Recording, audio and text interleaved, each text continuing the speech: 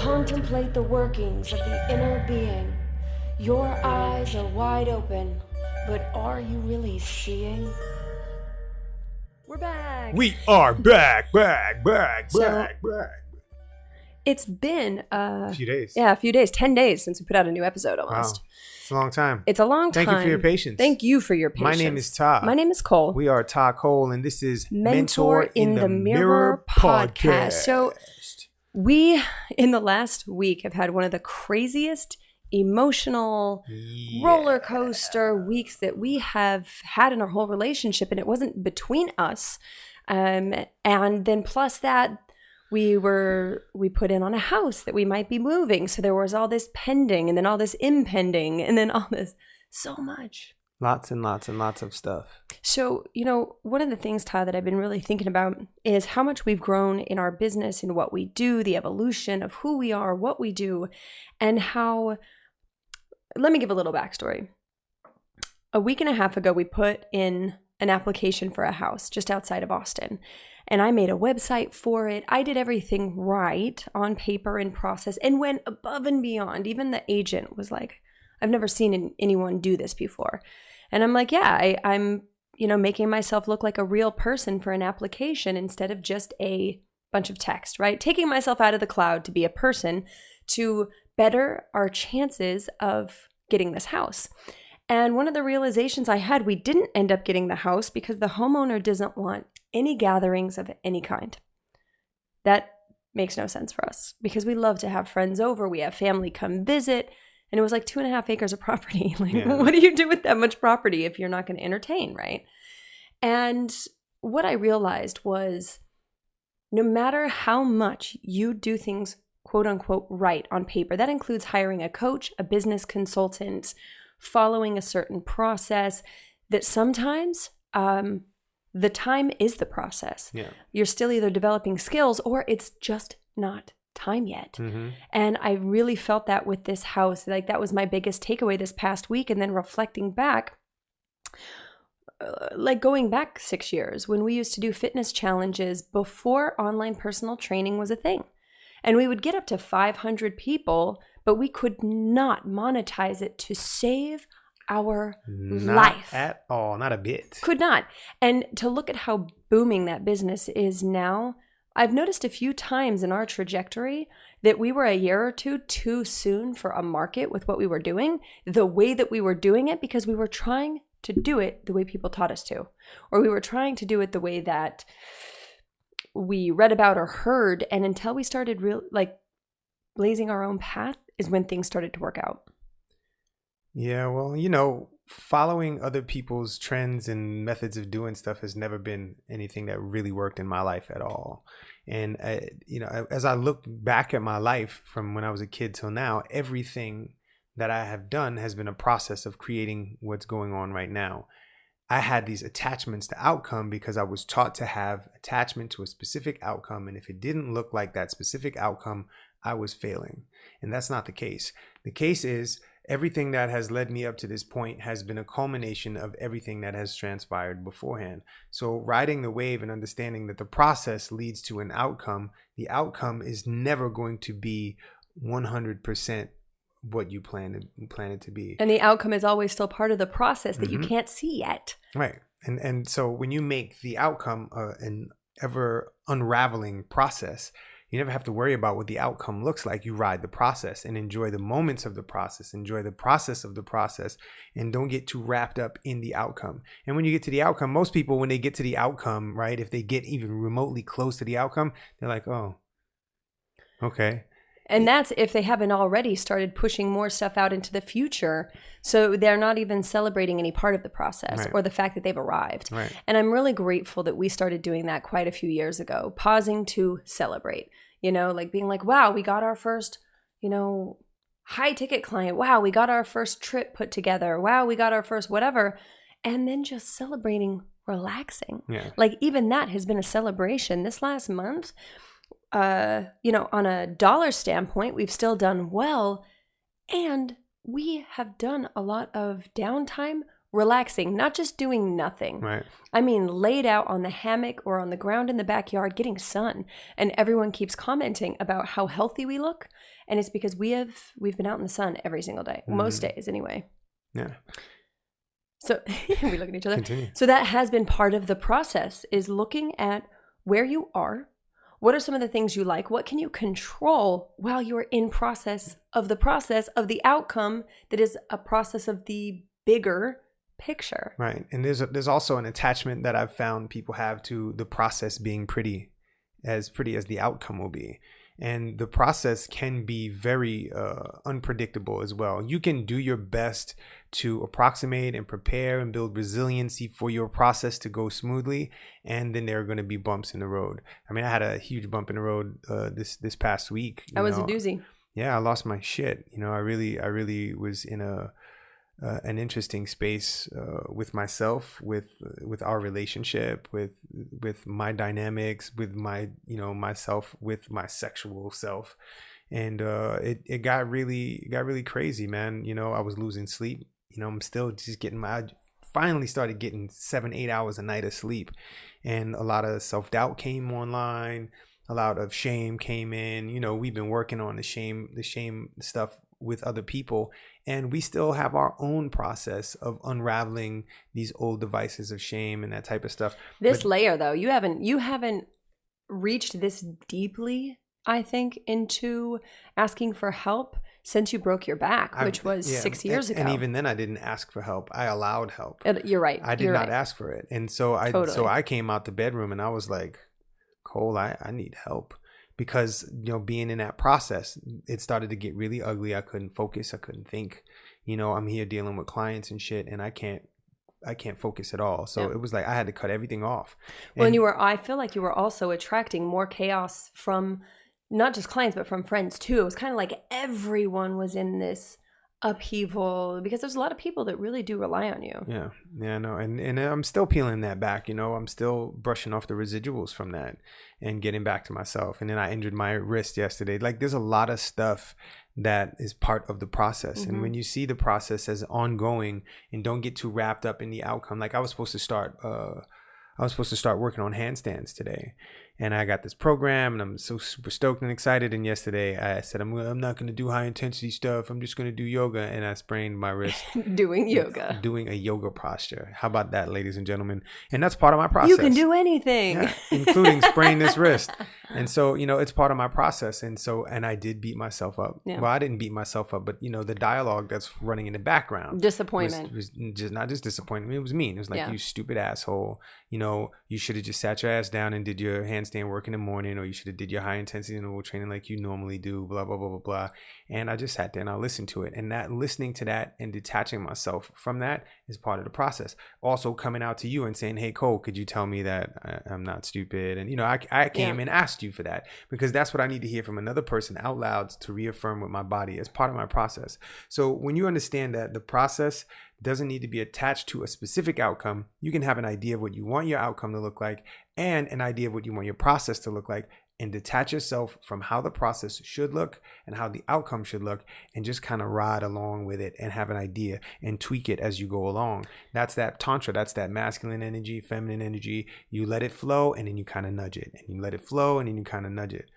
I think that's the important distinction when it comes to imagination and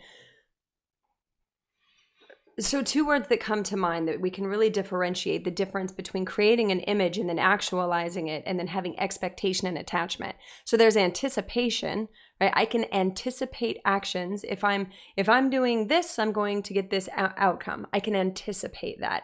And then there are always outside factors.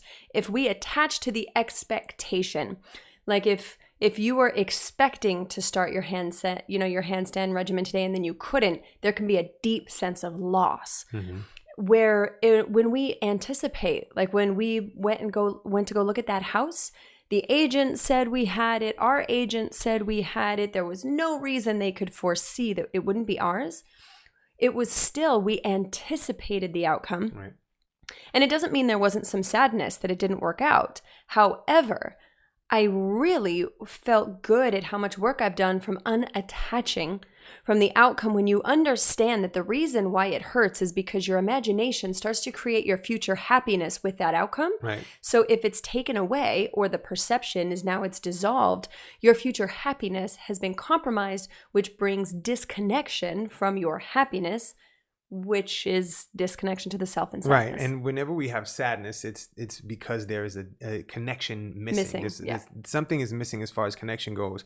And then you used another word, attachment, which is different than connection. And these, I find in our work, people tend to get these two completely confused, or completely they mix them up, or they blanket them. Yeah. Connection they and attach them. are the same thing.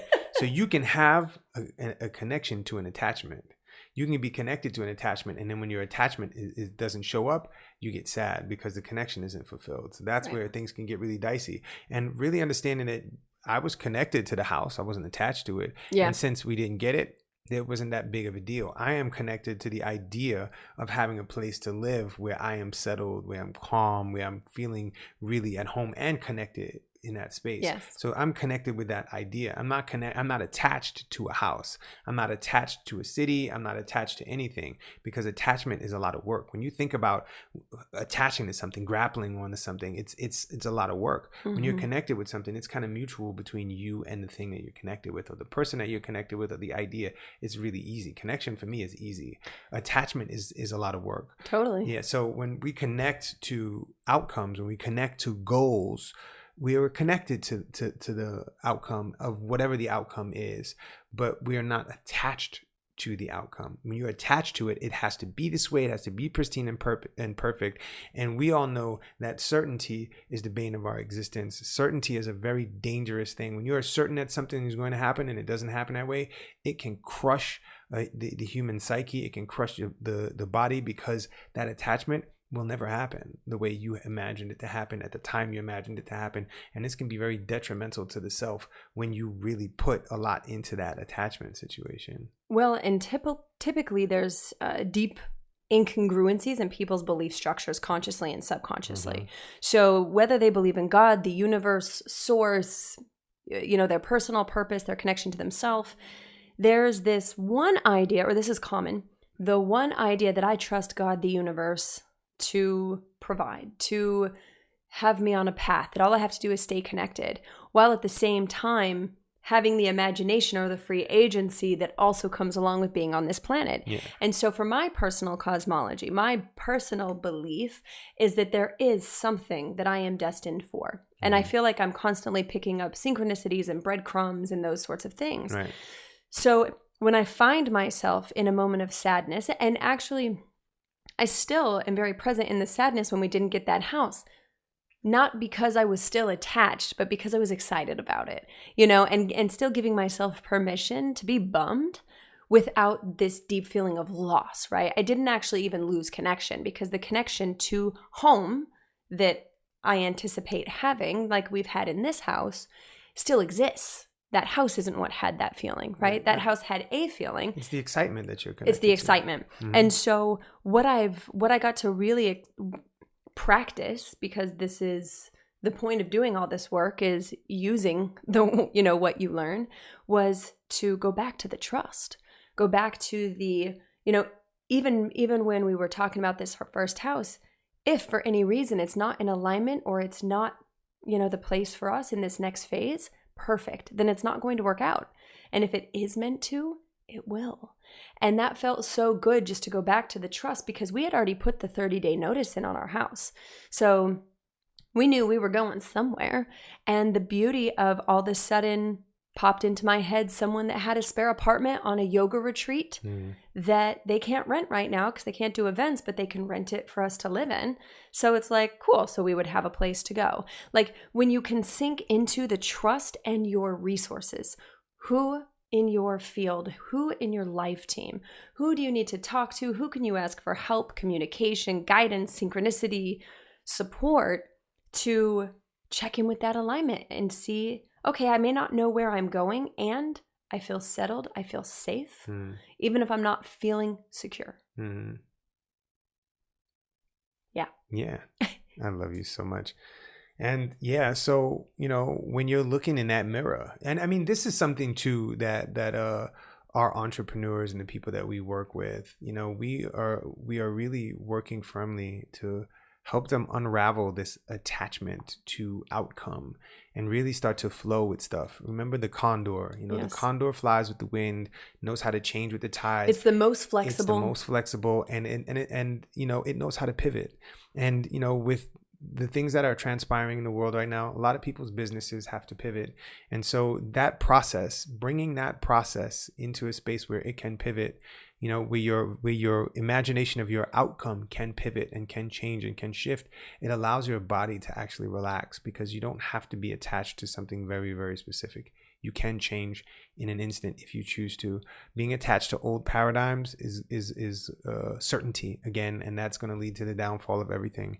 Many of us on this planet, I would believe the greater percent of us had no idea that this virus situation was going to happen. It is here, and the planet is changing. Everything is different now. And so, have you been prepared for the pivot? I know I have. We've been prepared for the pivot, and still, even though we've been prepared for anything, look what happened last week. Yep. A lot of old childhood stuff came up to the surface, and it actually got in the way of my interactions as far as my creativity with business and stuff. So, and the building of which is the flow, to be honest. Like that's letting go of the attachment to where you were creatively in the business to be able to be with what came up, because ultimately it will be the roadblock if it doesn't get resolved. And to have the life team on board that I Yeah. did, and to learn, and to muster the courage and practice and courage of asking for things that I need, was really important. Asking you for help, you calling the people that we needed to have to support me with this stuff was. We really, had a team really, over the house, man. yeah. Quarantine, isolate, don't care. This was a top priority when it comes to life. We had support, and this is really, really important,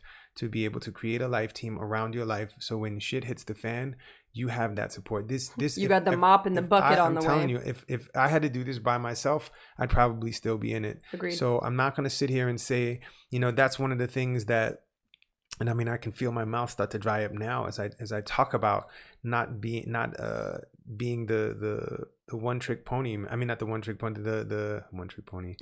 I was like the jack of all trades, and that was a was Freudian like, slip. Yeah, I'm yeah. trying to be a one trick pony.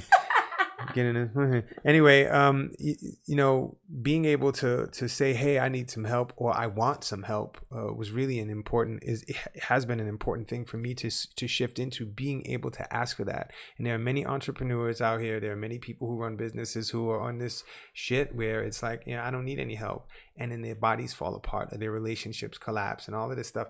I can see the ramifications of the possibilities of all of the transformation trap that could have happened from this stuff. My health, our relationship, our finances could have all really taken a really ugly turn if I did not ask for help. So, I am not exempt from the processes that I teach people, that I show people. The reason I know how to get through these spaces is because I've experienced them, because we've experienced them, and we know how to navigate them. And we show up to do the work that we teach. I mean, that is anyone that's around us knows that to be true. And so this is your opportunity right now. Go look in the mirror. Are you showing up for the work that you've been learning, for the parts of yourself you've been unraveling, uncovering? Can you go look in the mirror right now? And are you showing up for yourself? Are you utilizing the tools, the people, the life team? Have you even told anyone what's going on for you so that they can support you?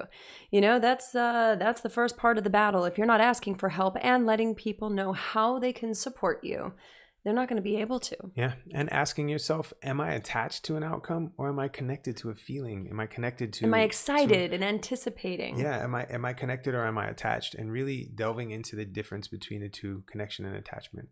So take a look in that mirror and tell yourself that you love yourself, because you do, because I love you. I think you're right. Yeah. My name is Ta. I'm just kidding. I love you. My name is Cole.